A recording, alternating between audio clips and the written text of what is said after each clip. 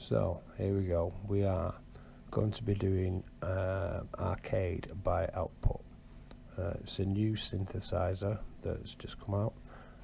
It's labelled as being the next thing, the next generation.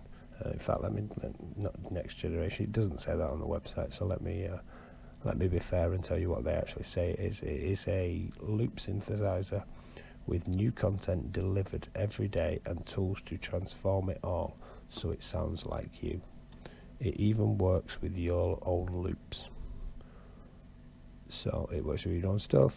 They're going to update it daily, it says, and that's going to be part of some sort of membership package as opposed to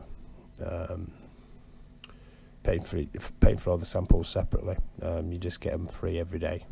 I don't know if you can add to them. I'd have thought so. Nobody's daft enough not to sell you more, so I'm guessing they'll have some sort of library that you can add to them yourself. I'll cover all that in other videos. What we're going to do for these videos, for this one anyway, I'll cover the ins and outs that are run over of what you actually get, what they claim you're going to get. We're going to come back in 30 days and see what we've got, and if we're enjoying it, if we're liking it, we're going to come back in 30 days. So today is the 17th of June. We'll come back on the 17th of July, or near enough. It's not going to be exactly, might not be exactly 30 days, and we'll see what we've been given. So that covers that part. I'm going to cover other bits. This is just a quick rundown. I've not really played with it much. I've had a quick go. I got my son wanted to have a play on the MIDI earlier. He likes playing on the MIDI with synthesizers and stuff. My youngest, he's 5, so I said, yeah, I'll play with this one because it would make all the different noises for him. He seemed happy, he seemed to enjoy it. I'm not saying it's aimed at a 5-year-old, but he enjoyed it, so we'll see. So I've not really played with it much. I'm not going to be an expert on it, but I will do more in-depth things. I'm going to try and keep them to short videos. So this one's going to be the longest one, at 10 minutes or something like that. The rest I'm going to keep short, just explaining sections, and then I'll just bang them all into not a channel, whatever you call it, a group sort of thing, so you can pick you can watch them all or just watch bits. Right, so basically this is our library. This is, now I don't know whether they're going to update these. These are like libraries. These are like headers, and then you go inside, you've got different packs. Each one of these packs covers all of this.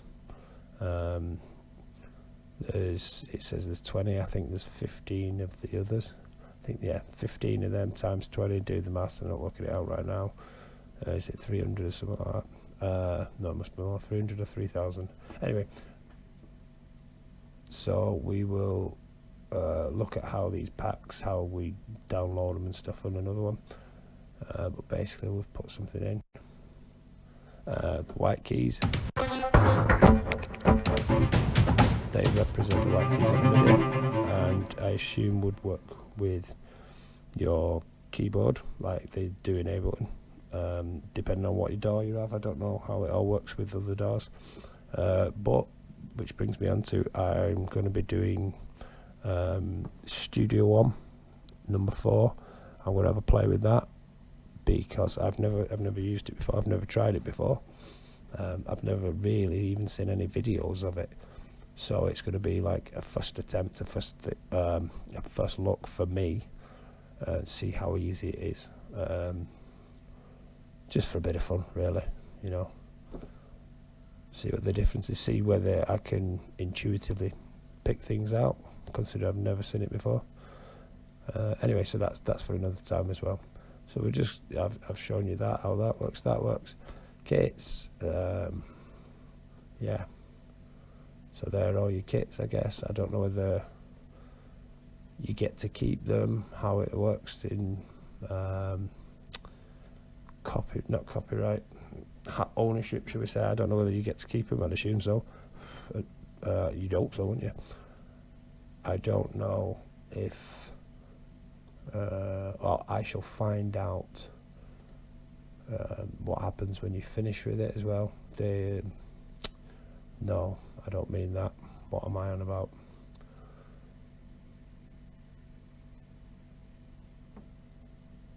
No, it's gone. Doesn't matter. I don't know what I was going to say. Mixes. So this is for each channel. You've got your pan, your gain, solo it. I'm guessing. Yep. I suppose you'd use that if you was actually playing through. Your master has got limiter, compressor. I think you can change all these. Oh yeah, so we've got filter, lo-fi, phaser, reverb, blah blah blah. They bang out on the master channel. We can change the key by the looks of things. That's pretty cool. That I suppose. I mean, if you've got a tune, it's just going to straight away be in key, innit? I don't know if it picks up on the rest of the song automatically. Again, that's something else we'll figure out. I mean, if there's anything you want to know about it, think about it, just give us a shout, leave a comment, and we'll cover it. But we'll see. We'll have an investigation. See, one thing I've noticed personally is that, let's say you've got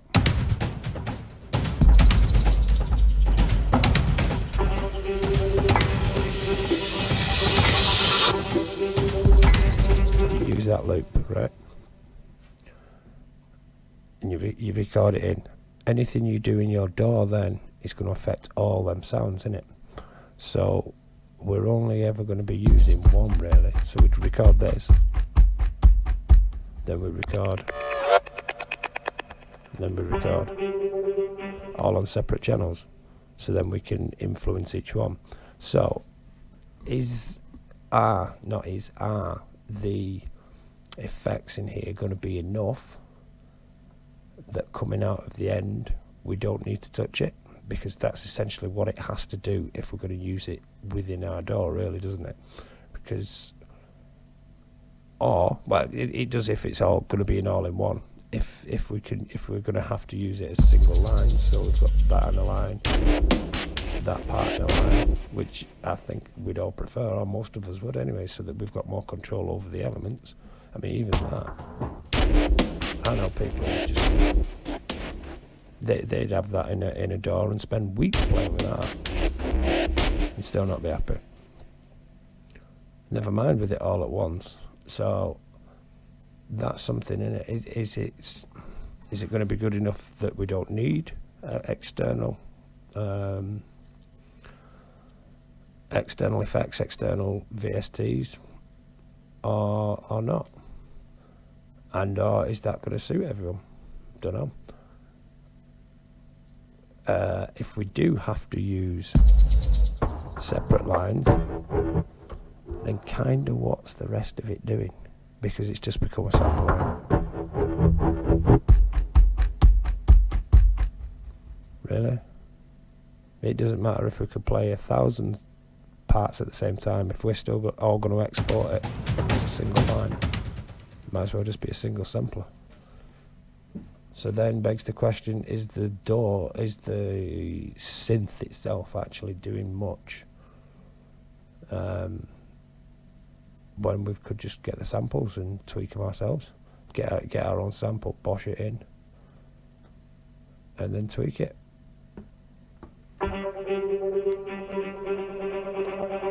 That is quite nice.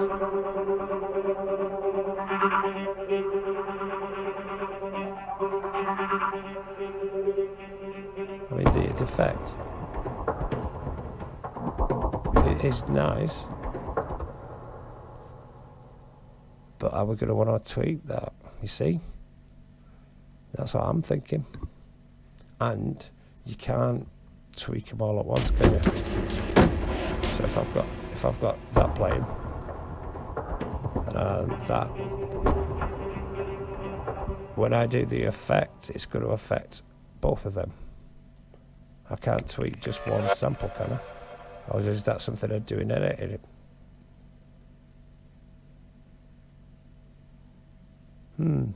Okay, something we'll have to look at, won't it?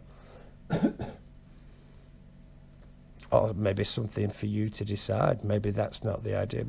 Maybe the idea is not to use everything. But then I think even two elements, they'd have to be very same sounding, because you'd want them to be one element when you exported it. Just a thought, just my opinion. You know, you make your own opinion up. Maybe it's good enough. Maybe I've not played with it enough and found that it is good enough. I don't know. I really don't. So that's basically what we're going to be looking at. Yeah, we're going to try all these bits out, see what they all do. The decision of whether it's worth it or not will all come down to you. Okay, see you in the next video.